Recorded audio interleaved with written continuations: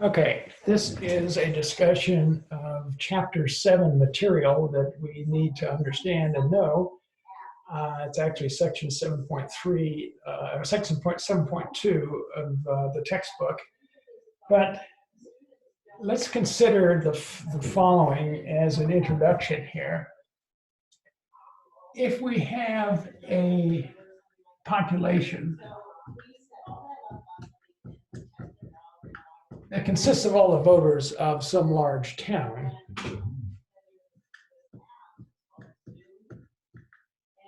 and we're interested in what proportion of the voters favor a particular candidate in a mayor race. In other words, let's say there were two candidates, A and B, and we want the proportion who favor A. Okay, so we can think of each potential voter as a potential trial that we could use. And the trial would have two outcomes, either A or B. And so it's binomial. So we got a bunch of binomial candidates of binomial random variables coming out of here. And so we are trying to estimate then a proportion, which is a parameter of this population. And remember how we did this in chapter 1. If we need to know, and we want an estimate of a particular parameter in a population, what we're going to do is take a sample of the population, and we're going to calculate a proportion of the sample. We're going to calculate the same thing that we want in the population, but we're going to calculate it in the sample. And that statistic that we get is going to be an estimate of the parameter back up in the population. So let's say we collect a sample of 400 voters, and we ask each one of those whether they prefer A or B, and we find out that 243 prefer A. Those are successes, so we have a number of successes here. And we're talking binomial here. But now we know what X is, we know what N is. We're not looking for a probability here, we're looking for P, the proportion that we do not know. Okay, so we're going to call this P proportion P hat. It's called P dash HAT. And there's a formula for P hat, which you must remember because it's not in the formulas and tables handout, and it is X over N, number of successes divided by number of trials. Okay, and this P hat is a point estimate. Oops. It's a point estimate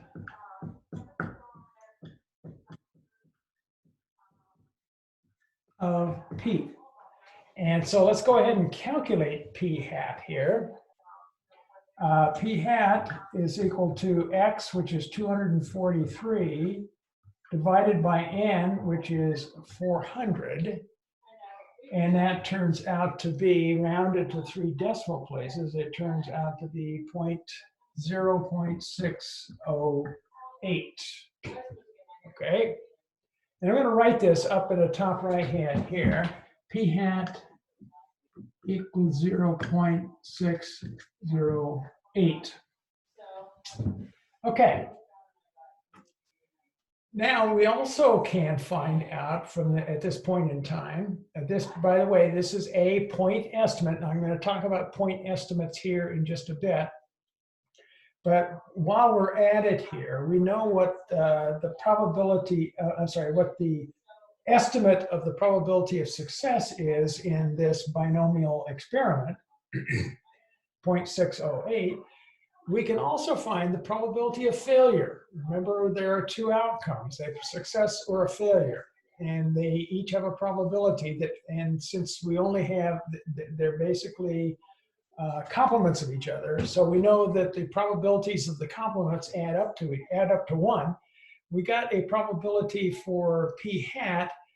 We need the probability of the complement of p hat, and we're going to call that q hat. I'm going to a q with a hat over the top.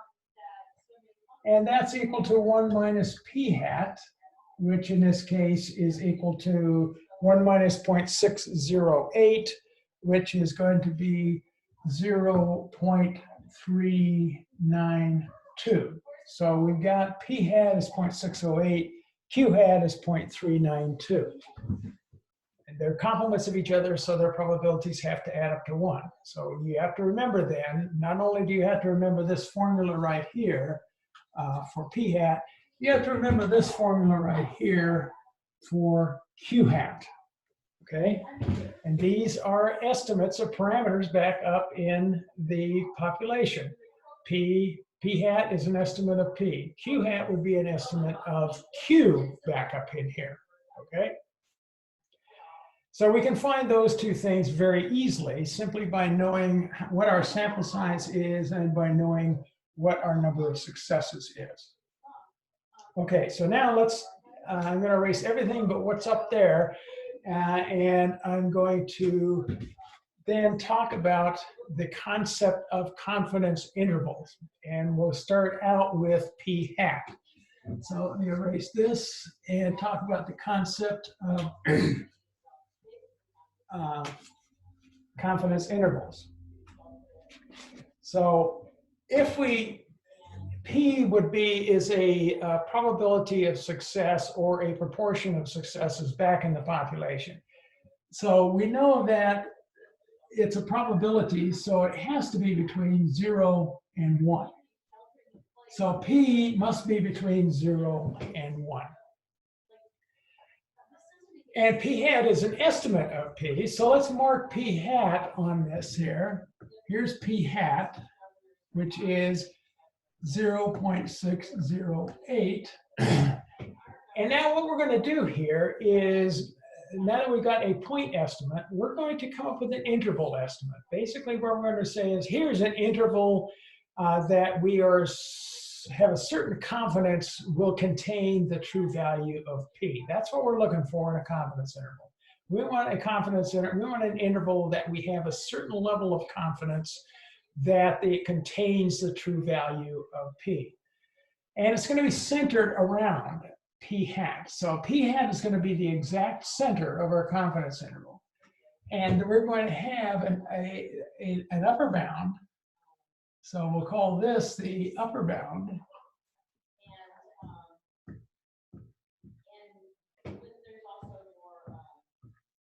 Of P for our confidence interval. We'll call this U. Okay? And then this is a certain distance away from p hat. And an equal distance away from p hat on the other side is the lower bound.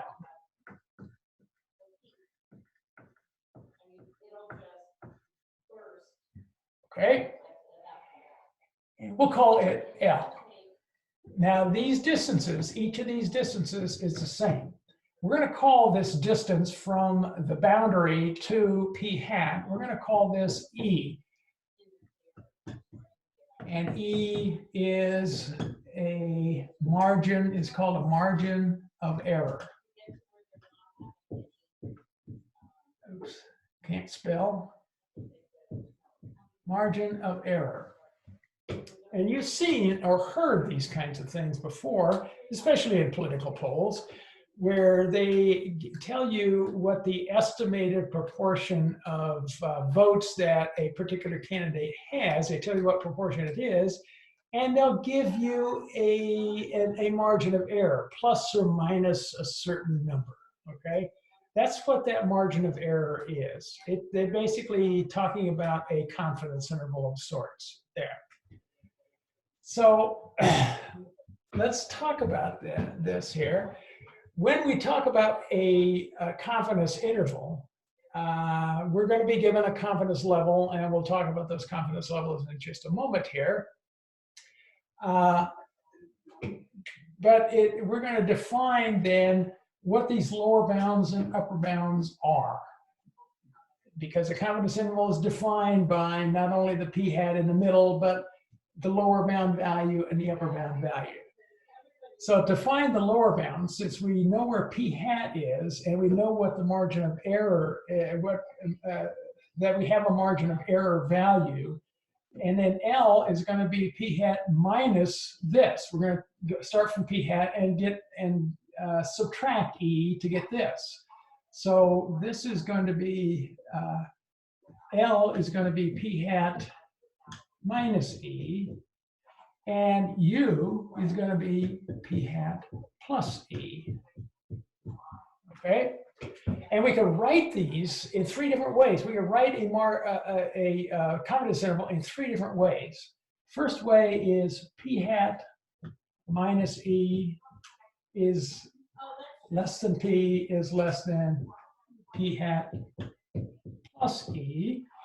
And we could also write this, and this is the first way we might write it. Second, and this is inequality notation because we have inequalities here. The second way we can write this is interval notation. So we have an interval defined by endpoints with opening and closing parentheses and a comma in the middle, and the lower bound is written first and the upper bound is written after the comma. And then finally, we can write it a third way where the confidence interval is p hat plus or minus the margin of error. So there's three ways to write this thing right here. And so that's what we're looking for. And remember what I said here, the definition of the interpretation of a confidence interval, we're going to be given, by the way, a confidence level. Okay, so confidence level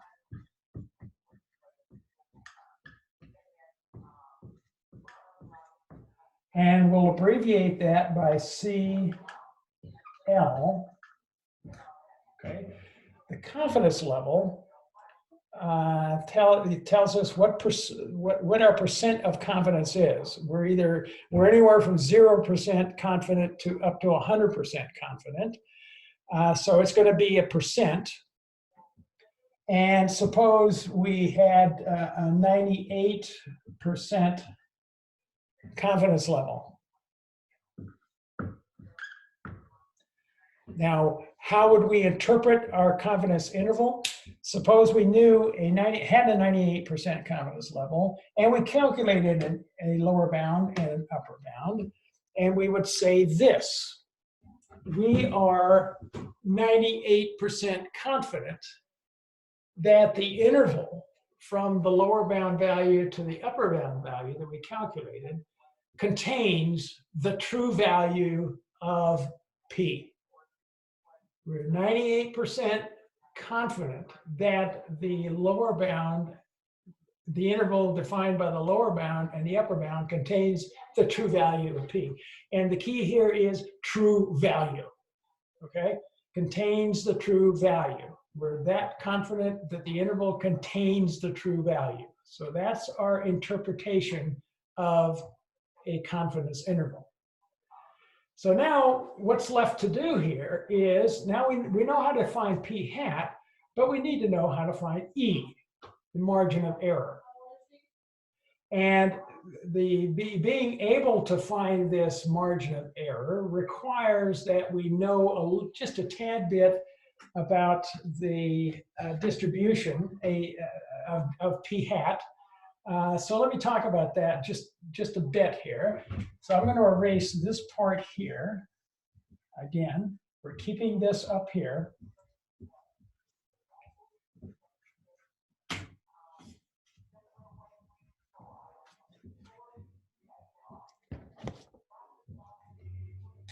We know that if we know P hat,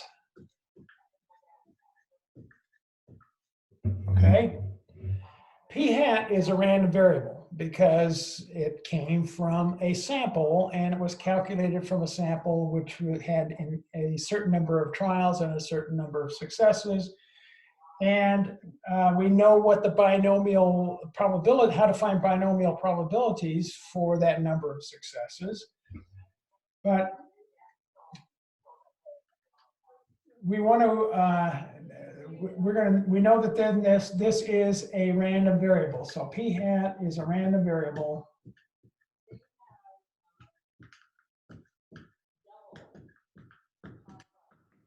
Okay, and then under a certain, oh, by the way, if p hat is a random variable, then we should be able to calculate its mean and its standard deviation.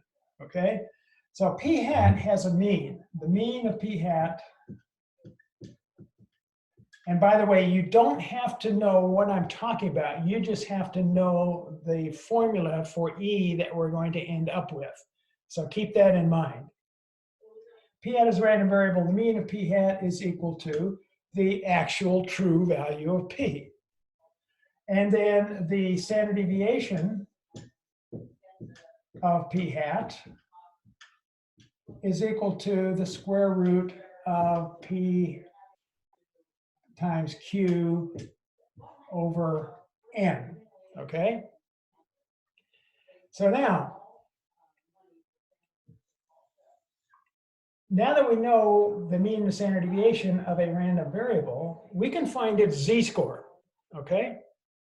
So our z-score for p hat is going to be, remember, a value of p hat goes right here, minus its mean, which is p, divided by the standard deviation, which is p times q over n. So this is a z-score. Now, if p hat times n is greater than or equal to 5, and p hat times, or q hat, sorry, q hat times n is also greater than or equal to 5, then we know that, or we can treat this z as standard normal. And we know how to find probabilities for standard normal.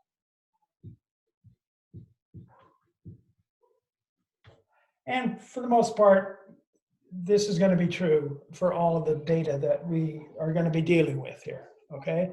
So basically what we've done here is finding a value of a random variable. Now we converted, by using the z-score, we converted p hat to z, okay?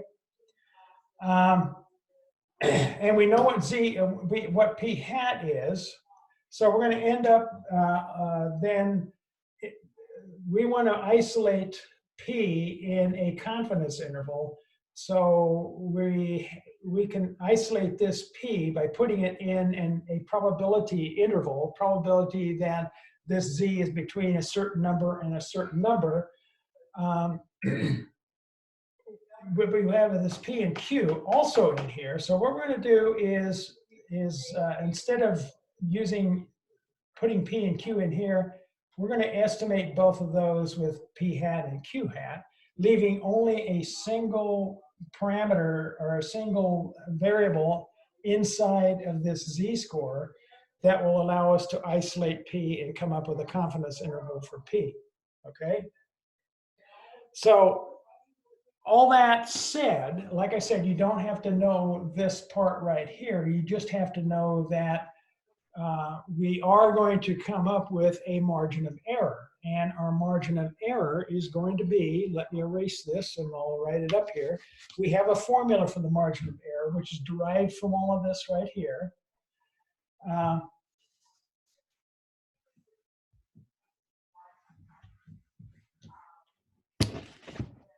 E is equal to a thing called z alpha over 2, where this, we'll explain this subscript right here, times the square root of p hat times q hat over n. And you remember this was in that z-score, okay? So in order to find a margin of error, we need to know p hat, which we've got from our information from our problem, and we need to know q hat, which we've got by doing 1 minus p hat. And we know n, which came directly from the problem. So we need these three things. And we need z alpha over 2. Okay? So since this z is standard normal, we're going to find z alpha over 2 by first knowing, so first thing we're going to have to know is the confidence level.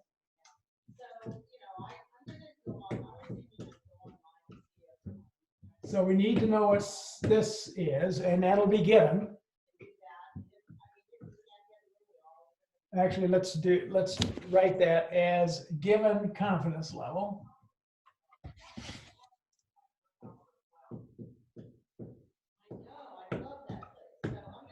Then we need to know there's an alpha in here. We're going to define alpha as 1 minus the confidence level. Okay? And we're going to take our example and we're going to define a confidence level. And then, as a matter of fact, we'll use 98% here. And we'll go through this whole process for finding z alpha over 2 and then finding E. Okay? So third thing we're going to do is then once we have the confidence level, we'll divide it by 2. And then after we divide by 2, we're going to subtract that from 1. I know there's a lot of steps here, but it's really simple, okay? Find alpha, divide it by 2, and then subtract that from 1. Okay, because confidence level will be given. And then finally 5, we'll look this up in the probabilities of our table. A2, which is z-score table. A2. Okay? And then finally, corresponding z. That's what we're looking for, is that z. What's the z that gives us this? Okay, so now, just one quick picture here. And this is in your chapter 7 notes. If this is the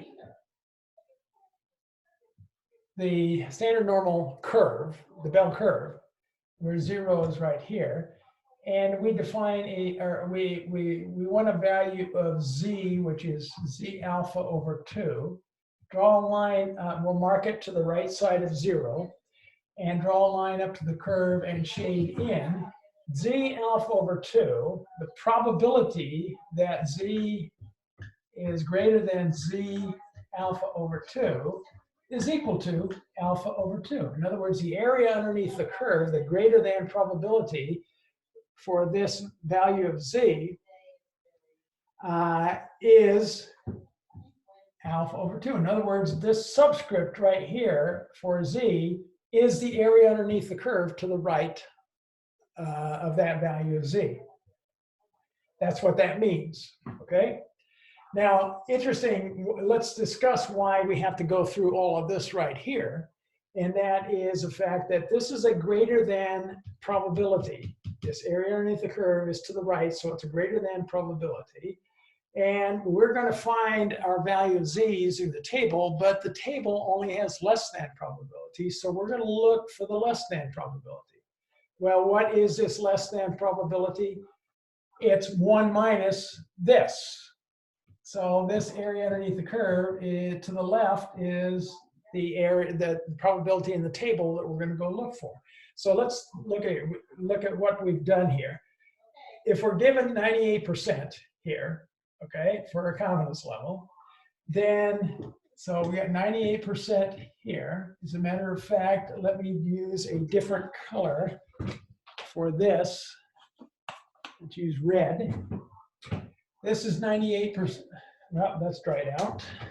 Let's use this color. Let me use blue. Let's see if blue works. That's dried out. Let's see if purple works. Close. Can you see, if you can see that? 98%. 1 minus that is 0.02. 98% as a decimal, 0.98. Half of this, half of 0.02 is 0.01, okay? And then 1 minus 0.01 is 0.99. And now at this point, we're going to fill in enough zeros to the right that we have 4 decimal places. So that's the probability we're going to look up in our table. So if we look up that in our table, we see that in the positive z-scores, if you would look up in your table, since I handed one of these out to everybody, the area underneath the curve to the left is 0.9900. So I'm going to look down until I come, going down the first column of probabilities, I come to 0.9893, and then 9918 is the next one. So let's look in the 0.9893, which is a 2.3 row, and we come to 0.9898 and 9901. Well, 01, we count down to get to 001. Ending in 9898, we count up 2. So 9901 is the closest probability to 9900. And so we're going to be looking at the z that goes with 0.9901, which is in the 2.3 row and the 0.03 column. And so our z alpha over 2 is going to be equal to, our z alpha over 2 is going to be equal to 2.33. Okay? So for our little problem, where we got 400 trials and 237 successes, we get a p-hat of 0.608. We get a q-hat of 0.392. We have a z alpha over 2 of 2.33, or 98% confidence level. But this is the process you would use if it were other than 98%. And then we have n, which we know is 400. So we can take these 4 numbers, 2.33, substitute them in, 2.33 here, 0.608 here, 0.392 here, and 400 here, and we end up with our probability, our margin of error, E, for a 98% confidence interval based on our n and x that we found in our sample, okay? So in that particular case, if we substitute these things into the calculator, we end up with 2.33 times the square root of 0.608 times 0.392, and then divided by 400, and close the parenthesis on the square root. And that looks, it should look like this. And we hit enter. And we get 0.0569 to 4 decimal places. Let's round this to 3, 0.057. So our margin of error is 0.057. So let me put this information in here. 0.057. Okay. All right. So now, one other thing that I want you to look at regarding how we find the step 1, 2, 3, 4, 5, 6, remember it starts out with a given confidence level. For 98%, we ended up with a z of 2.33. I want you to look at the bottom right of the positive z-scores, and you'll see in one column, you'll see confidence level of 0.90, 0.95, or 0.99, and critical value. That's the z. These z's are called critical values. For 0.90 confidence level, it's 1.645. For a 0.95 confidence level, it's 1.96. And for a 0.99 confidence level, it's 2.575. So those three would be, it would be good for you to at least memorize or remember that you can look down at the bottom right of the positive z-scores. And remember, you got this on a test. You have this, plus you're going to have your notes if the test is online, that you can find it there. You can find your Z there if you've got one of these three confidence levels. Or if you want to remember those three, and in particular, if you're going to remember only one, I would remember the 0.95 confidence level gives you a Z alpha over 2 of 1.96. So just a word to the wise on that. So when you're working then in your homework, if you need to find p hat, we've covered how to find p hat. If you need to find E, we've covered how to find E. So the next thing we need to know how to do is to find the confidence interval itself. And let's do that. And so what I'm going to do is erase everything except my p hat and my, I get rid of this here. I got p hat with 6.608 in this problem. And you can go back and look at the earlier parts of the video here. But I need to write down also then that E is equal to 0.057. So we'll take that information and we're going to build our confidence interval. Okay, so let's use this one, p hat minus E for the lower bound and p hat plus E for the upper bound. So p hat minus E is 0.608. Just start over on that.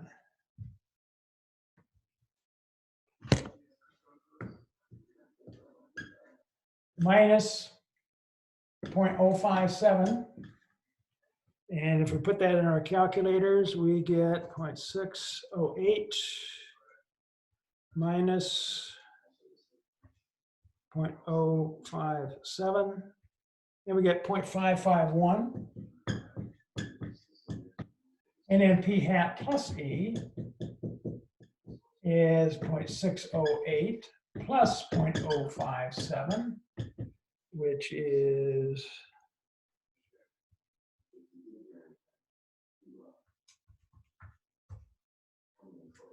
0.665. So here is our confidence interval, 0.551, 0.665, or we would write 0.551 is less than P is less than 0.665. Okay. And let's do one other thing. And I already told you about the confidence, the interpretation of the confidence interval. And so here's our confidence interval, 0.551 to 0.665. The interpretation of this is we are 98% confident that the interval from 0.551 to 0.665 contains the true value of P, okay? All right, so one other thing about the confidence interval itself, and that is this. If we were given a confidence interval, in other words, the lower bound and the upper bound were given to us, we can find P hat and E from them. So if we know that our confidence interval is from 0.425 up to 0.617, we can find, this is the lower bound and this is the upper bound, we can find P hat simply by knowing that P hat is right in the middle of the confidence interval. In other words, it's the midpoint, which means we can add the two values and divide by 2. So we're going to do U plus L over 2. So that's going to be 0.617 plus 0.425 over 2. And so if we add those two up on top, 0.617 plus 0.45 or 425. Did I say 4? Yeah, 425.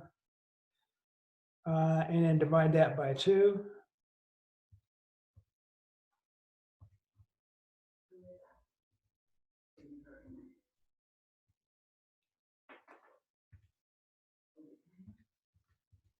.521, it would be P hat. P hat would be 0.521. Let me erase this so I don't, it's not confused. We're not confused here.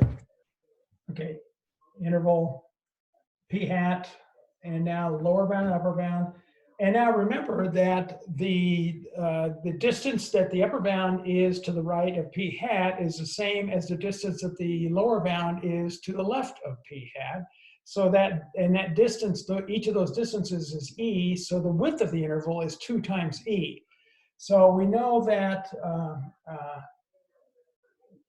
that E is going to be a half of the distance from the upper bound to the lower bound. So we'll find that distance as the upper bound minus the lower bound, not plus, but minus now, divided by 2. So this is going to be 0.617 minus 0.425 over 2. And if we do that in the calculator, 0.617 minus 0.425, enter, divided by 2 is 0.096. And there's E, okay? All right, so now we know how to find P hat, X over N. We know how to find E. We need to know Z alpha over 2, and there's a set of steps to find those. And we know how to find Q hat if we know P hat. It's 1 minus P hat, and N will be given to us, and our confidence interval would be given to us.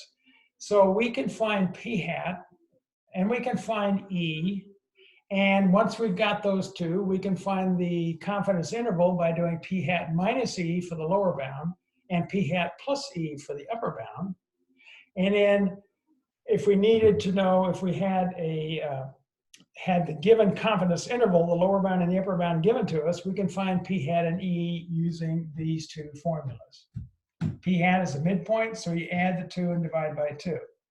E is the distance between the upper and lower, which is U minus L, divided by 2, half the distance, okay? All right, so now, one last thing that we need to know in chapter 7, and that is how to find a minimum required sample size.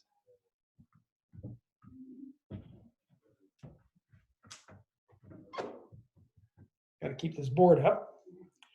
Okay, so minimum required sample size. It's a derivation. Basically, we take the formula for the margin of error and solve it for n, and we end up with this. And this formula, by the way, is given in the formulas and tables handout, as is the formula for margin of error. Remember that p hat formula you need to know, you need to remember, and the q hat formula, 1 minus p hat, you need to remember as well. Okay, so n is equal to the z alpha over 2, which you may have to find, squared. You got to remember to square it. And remember, the squared button on your calculator is just above the one that says log, L-O-G, okay, on the left-hand side, times p hat times q hat divided by a given margin of error squared, okay? So what we need to know again are z alpha over 2, p hat, q hat, and e. Typically, and e will be given. So this is given. This would also be given. Like historical data has shown that a certain proportion of things did this or that. Okay, so we just need to convert it to a decimal. And then q is 1 minus p hat. So this is given. We can easily find this. And we'll be given a confidence level.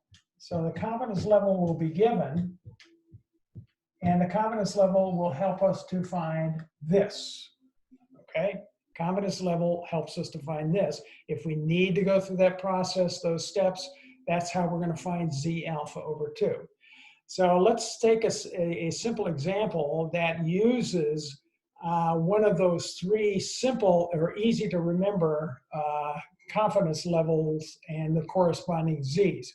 Remember that if you go back and look at that table, if the confidence level is 90%, then we would have to find, we would have a z of 1.645. If it's 95%, we would have a z of 1.96. If it is 99%, we'll have a z of 2.575. Okay, but I'm going to use the same information we've got, the same confidence level that we've been using, which was a 98%. And remember, we already found the z for that. It was 2.33. Okay, so we're going to find the. And by the way, when we talk about the n, it's called the minimum required sample size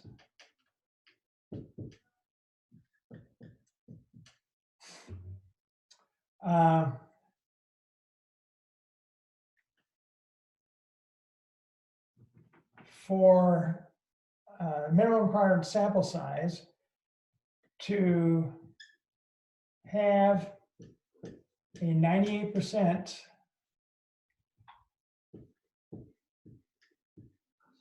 confidence interval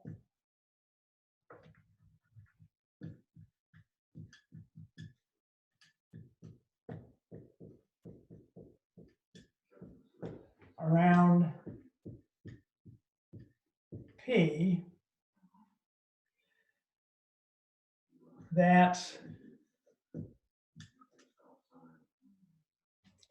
gives us a margin of error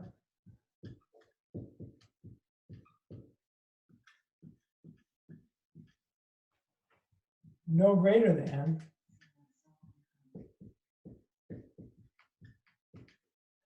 0.05, okay? 0.05 or 5% or 5 percentage points or what have you. And we'll assume, and we'll let's say this, a previous tests or previous samples, I'll call it tests, have yielded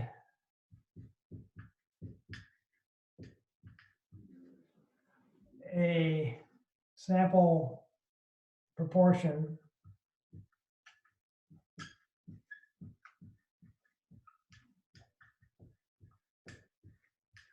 of 60%. Okay. All right. So let's see what we've got here. Confidence level is 98%, right? So that means that Z alpha over 2, we calculated this, is 2.33. Okay. Now, what are we getting for p hat? Well, previous tests have yielded a sample of proportion of 60%. Well, this means is 0.60. Okay, that's given to us in the problem. Q hat is 1 minus 0.60, which is 0.40. Okay, we've got Q hat. The given margin of error was 5%. Okay, so we've got everything we need. We got Z, we got P hat, we got Q hat, and we've got E. So all we need to do is substitute those numbers in, and I'm just going to erase the formula as I do it. Z alpha over 2, based on our confidence level of 98%, was 2.33. P hat, based on previous tests, is 0.60. Q hat, based on previous tests as well, is 0.40. And E is given to us as 0.05. So all we need to do is put that into our calculator. So I'm going to clear my screen. I'm going to put it in. You go ahead and do it. And I'm going to show you what it should look like. 2.33 squared times 0.6 times 0.4. I'll just go ahead and use 0.60. Divided by 0.05 squared. So this is what it should look like. Z alpha over 2, 2.33 squared times P hat, which is 0.60, times Q hat, which is 0.40, divided by E squared, which is 0.05 squared. And we hit enter, and we get that we need 521.1744 sample size, or number of trials of 521.1744. Okay. Now, since trials has to be in integers or whole numbers, we need to round this. And remember what our decimal value was, 0.1744. Well, we have to round up because this number that you see right here is the minimum required sample size. If we round down to 521, now it is less than the minimum. So we always, in these situations, we will always round up. So our answer here would be 522. So N is equal to 522. Okay. All right. So just as a quick recap, we've talked about P hat, and I discussed what since we're looking at estimating the proportion in a population, we'll collect a number of trials which are binomial with two outcomes, and we'll have a number of successes. And from that number of trials and number of successes, we will find P hat using X over N. And we can also find Q hat, which is 1 minus X over N. And we can find the margin of error. We need to know what that z-score is, Z alpha over 2, and that's based on the confidence level. And we have a number of steps to go through. And you also have the typical confidence levels and the corresponding z's at the bottom right of the positive z-scores table. And once we have p hat and e, we can find a confidence interval by doing p hat minus e for the left bound and p hat plus e for the right bound. And then we can find minimum required sample sizes for a given confidence level and for a given p hat and a given maximum value of the margin of error. And using that information, we can substitute them into the formula and we can come up with the minimum required sample size, always rounding up, okay? And one last thing, and that is there is a formula on the calculator, or a formula, there's a function in the calculator that allows us to find confidence intervals simply by knowing what x and n are, okay? And so if you look at your calculator, and let's say you don't have Stat Wizards on, which I do not at the time, I'm going to go to second vars. Let me just erase that and list it up here.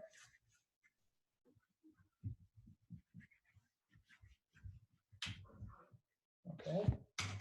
We'll do second vars. And we'll scroll down to, I'm sorry, this is a test. So we don't, we're going to go to tests. So we'll do stat, right arrow over to tests, and scroll down to one prop z int for interval. And then hit enter. And you're going to see the following.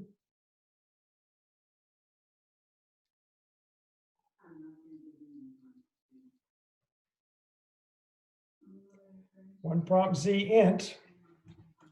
You're going to see the following, and then it's asking for x, it's asking for n, and it's asking for the confidence level, and then you calculate the confidence interval. Now, what happens if the problem doesn't give you x? Problems are either going to give you x and n, in which case you just take those numbers, substitute them into that page, the x and n values, and calculate. But it may give you p hat. It may give you a percent. It may give you a proportion of the sample already. Okay, 75% did this. 75% of this many did this. Well, if this is what you've got, you have to still know x to run to use the function on the calculator, and you'll find x by doing p hat times n, and then round as you normally do. Round up or down, depending upon what that fractional value is. Round to the nearest whole number, okay? And then that's the x that you would put in the calculator. So let's say that we have, we want a 98% confidence interval.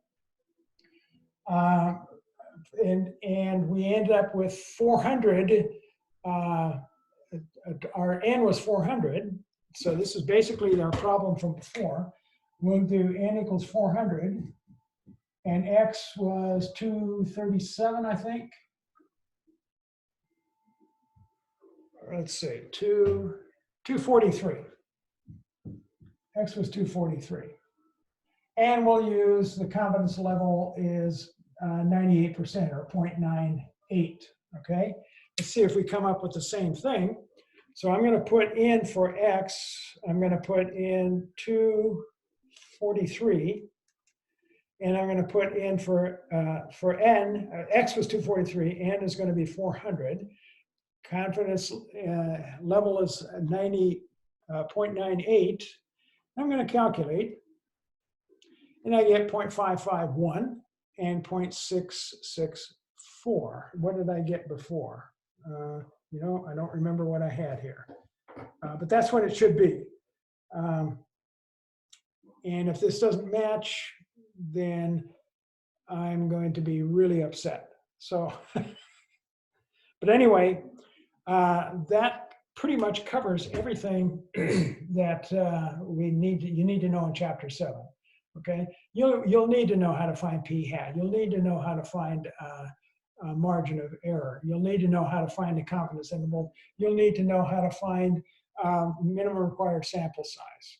So good luck, and you can email me with questions. Bye.